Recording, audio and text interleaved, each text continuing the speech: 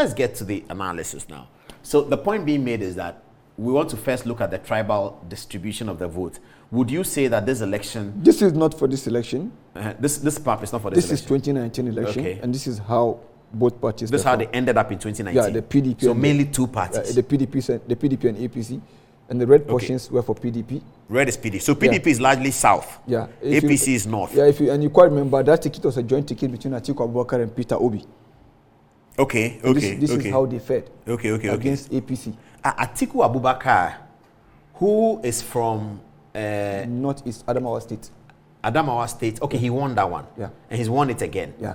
But they were losing Kano, Jigawa, Katsina, Kaduna, Bauchi, Gombe, Borno, Zamfara, Sokoto.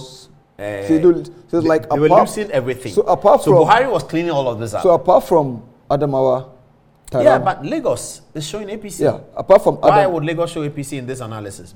Tinubu? Yeah, Tinubu. That was. I see. And but you see, apart from Adamawa, Taraba, and Plateau State and Benue, they lost in the entire north. This time round? No, then. Then, okay, all right, okay. This map, 2019. Yeah, this 2019. They lost in the entire north. We get that. North. Okay. Now this election, they divide each other. And then, quite interesting, in 2015, APC won Abuja. In 2019, it lost Abuja. APC. Is this Abuja? Yeah, this is Abuja. PDP won. So red is PDP. Yeah. So PDP won Abuja. In 2019. And this time, PDP lost it to Labour Party. Yeah. Okay, so we can assume that Abuja was won then because of Peter Obi. Yeah. We can make that assumption. Yeah. All right, let's get to the new. So they have to give us that. Okay. Yeah. So this is the. All right, now let me ask you the question of the tribal analysis. Let's identify the Yoruba states. Did they all vote for Tinubu? If it's a so, then we have to then look at Igbo states. Did they all vote for Peter Obi? With the exception. If it's a so, then we go to, is he Hausa? PDP candidate. No, it's Fulani. Yeah, so we'll go to the Fulani constituency whether they know in the north. If that's a so, we can make a conclusion that both of them garnered significant votes from their tribal home. And therefore, Nigeria is still largely tribal in terms of their outlook. So let's do that. Let's start with Igbo states. But then for the Fulanis, we can't isolate them because they are all over. They spread all over. All over the north. Okay. So that's why it's always known as Hausa Fulani, just to simplify. So let's start with where are the states that are Igbo states? These are the Igbo states. What are they called? Enugu Rangers is a football club that JJ Okocha played for. Sure, that's another Igbo state. That's what all Igbo young men go to do.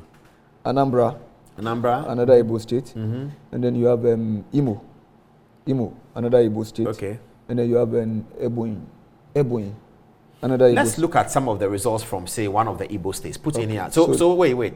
We are understanding that Peter Obi won most of the Igbo states. So he got tribal votes in his favor, significant. Let's look at any one of the results. So let's look at his home state. Oh, yeah, where's his home state? Anambra, okay.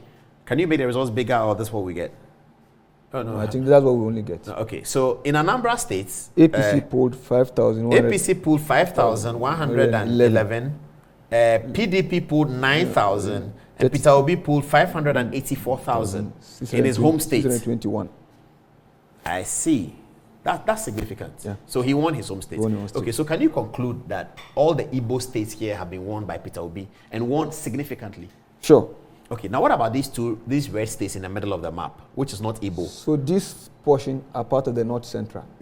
Even though these also are not so north. And that's close to Abuja, isn't it? Yeah, and these are also, this is another North Central state, this and this. Okay. But then out of the North Central, he won 3.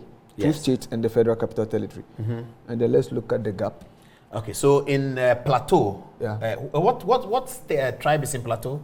We have the Ngas in Plateau. That is Yakubu Gowon's people. Okay, so that's minority group. Yeah. Okay, and then they are the main tribe in Plateau. Sure. Okay, and their hero is Yakubu Gowon of the first school. All right. So APC gets 307, Labour Party gets 466. It's close, isn't it? Yeah, it's close. It's close. So why did Peter Obi win that plea? That's not Igbo. Why did he win it? There was issue of religion and then ethnic tension in Jos. Prior to APC coming to power, we had header-farmer clashes even under Jonathan's watch.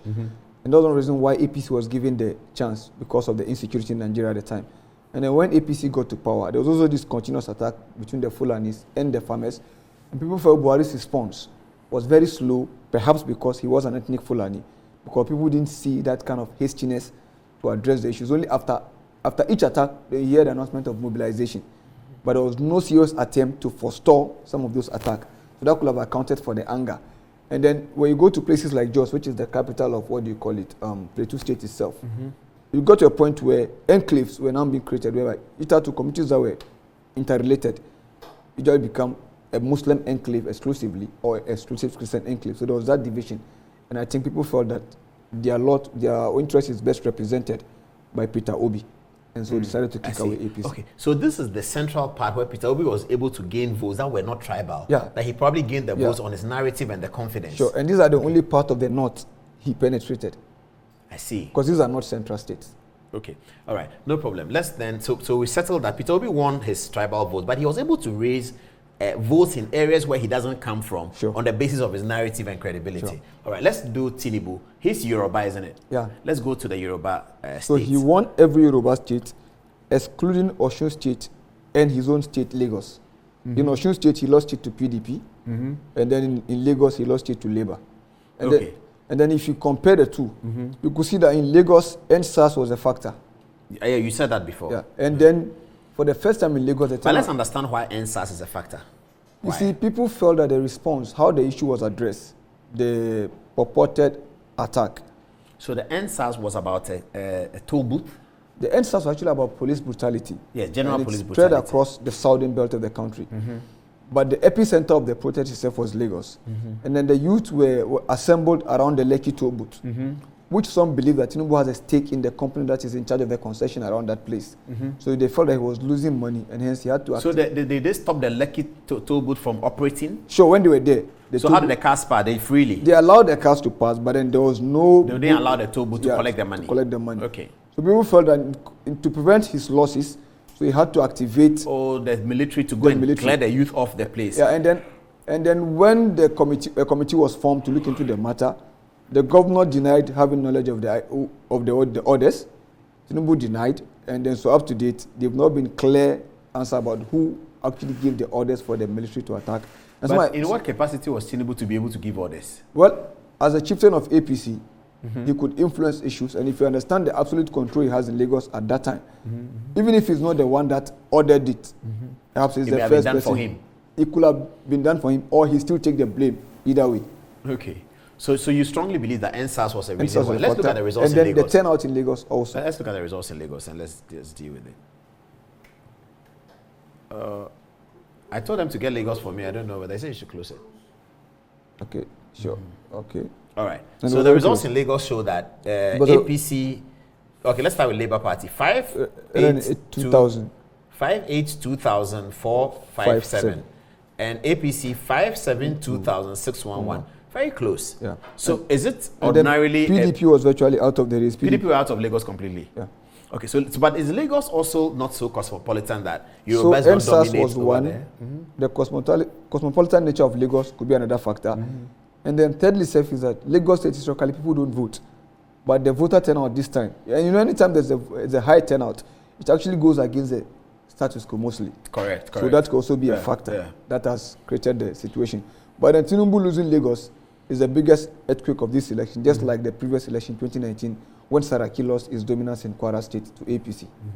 And then in Osun State, precisely... What accounts for that? There was this... last year there was a gubernatorial election in Osun State, in which, PDP won. Davido's uncle, Adeleke. The previous one he lost was on a close margin. Okay. So APC has always had issues of division within Osun State. Is Adeleke APC? Adeleke is PDP.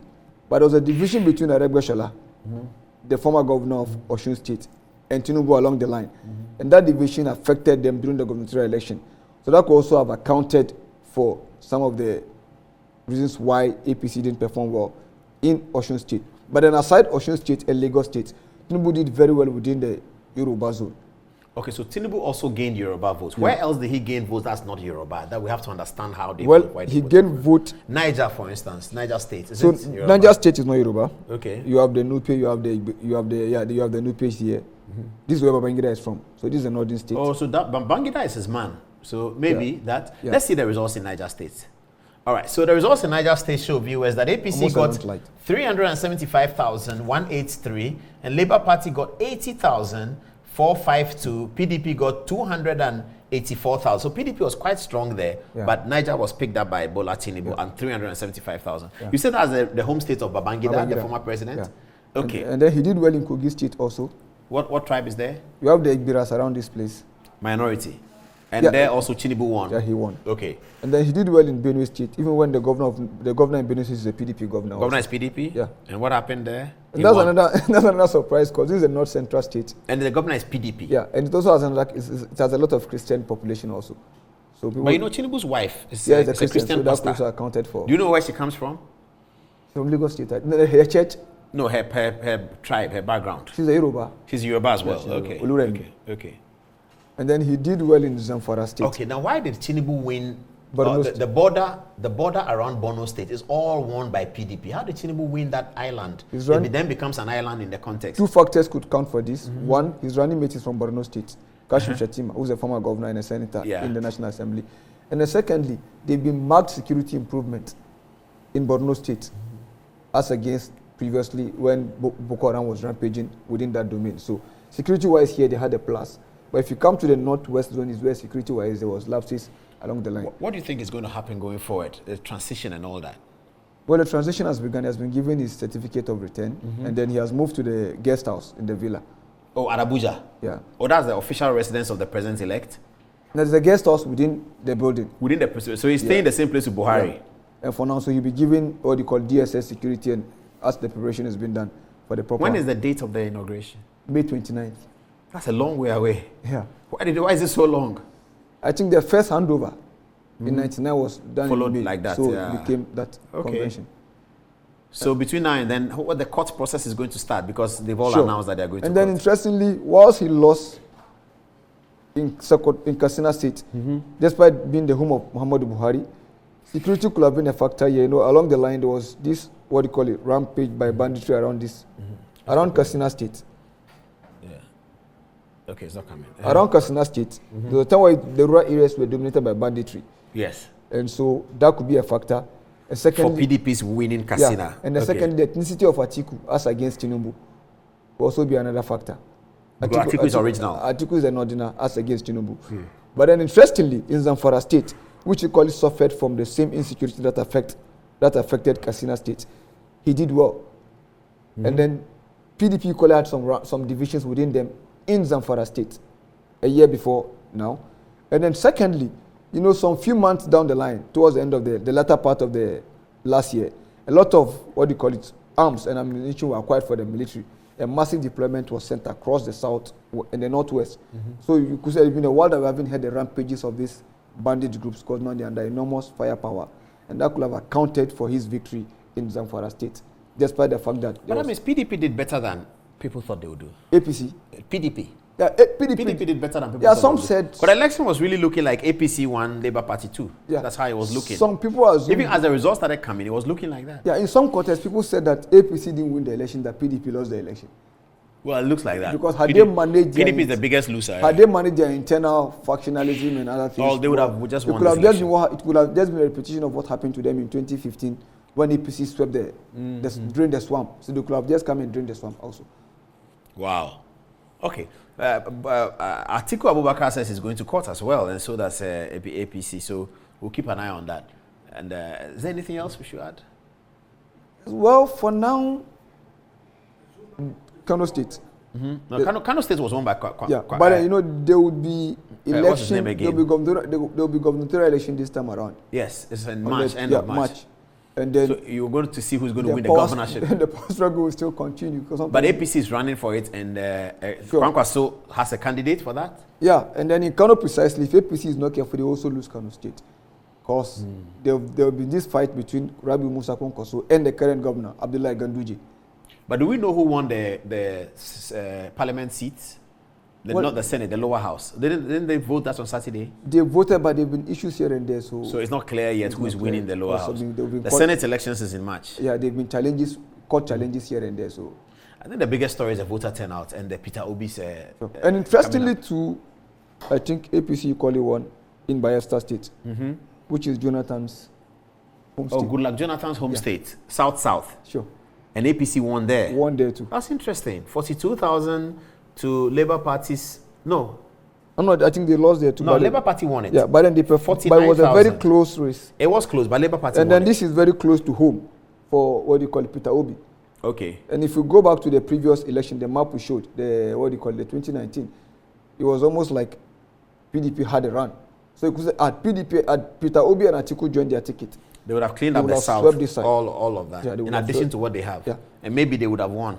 And going forward, I think the most interesting will be like Obi's future. Mm-hmm.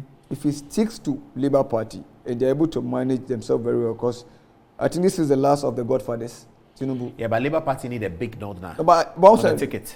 This could be the last of the godfathers. Yeah, but Tinubu has already indicated that he's going to bring a very young man. So going forward, the elections in Nigeria will not be about godfathers again. It will be more like an open ticket where your competency could count. There are new godfathers emerging. Good luck, Jonathan and co will now be emerging as the godfathers. No, but I don't think they will have the clout.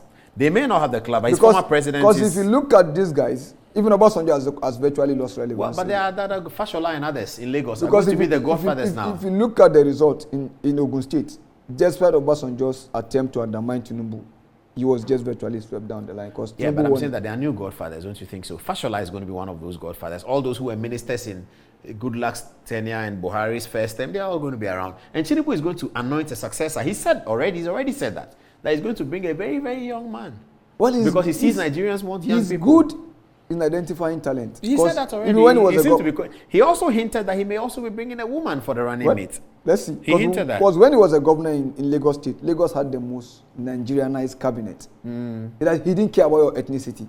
Once you have something to offer, regardless of your state of origin, you are brought on board. And that was what worked for him. He just might do well for Nigeria. I mean, his age is still a controversy. People don't understand how but he's able to be 70. Another person we should look at in the future could be the current governor of Borno State. There was this attempt initially when people thought this guy will emerge as APC's candidate, Osibanjo. There was this attempt that if had Osibanjo emerged as a candidate, then the current governor of Borno State should have been his running mate. What's going to happen to Osibanjo himself? He's still young. His former vice president. Well, if you look at... He may want to look at it. Well, Tinubu has equally disrupted the zoning in Nigerian politics now. I don't think everybody wants to talk about it. Yeah, he's disrupted zoning a little bit. Yeah. But then because Southerner Muslim, that thing disrupts. But should the zoning apply, then Osibanjo will be disadvantaged because he wouldn't be able to come back again. But because this was a Southerner. Yoruba. Yeah. Okay. But then if the zoning doesn't apply, then it becomes an open ticket. And a major... The zoning is an expression of the godfatherism, isn't it? So if you are saying that there will be no godfatherism, then the zoning will... It also worked very well because at the time it was one-party perpetual rule. So you could recycle yourself. And that was another thing that affected Atiku and Obi. And that was another reason why Wike was equally challenging Atiku. Because he felt that Northerner has ruled. It was time for a Southerner. Yes. But the PDP's argument is that the Northerner ruled not on our ticket. Yeah, but the zoning is for both, it's for every ticket. So if you know that the current person is a Northerner, you must know he's going to the South. So you find a Southern candidate. That's that in a competitive election, it becomes difficult to implement the zoning. Yes, it does. Ambition. Yeah. But it was very smooth because for 16 years, we had one-party perpetual rule. I get it. So right now, Tinubu is going to be thought of as a Southerner. Who is ruling. Yeah. So the next Nigerian president must be a Northerner. If the zoning sticks. If the zoning thing works. Yeah. Okay, let's see how that goes. But we'll keep an eye on that.